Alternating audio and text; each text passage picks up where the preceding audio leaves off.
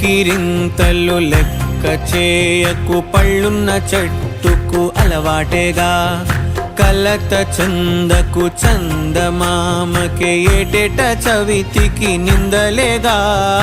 ఓటమన్నది గురువు కదరా, ఓర్పుతో నువ్వు గెలవవా.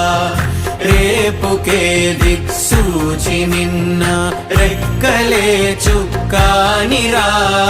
నీరు నేల ఆకాశం నీపై చూపెను పాశం. దారే తప్పిన పాదాలు గాడిన పడితే సంతోషం.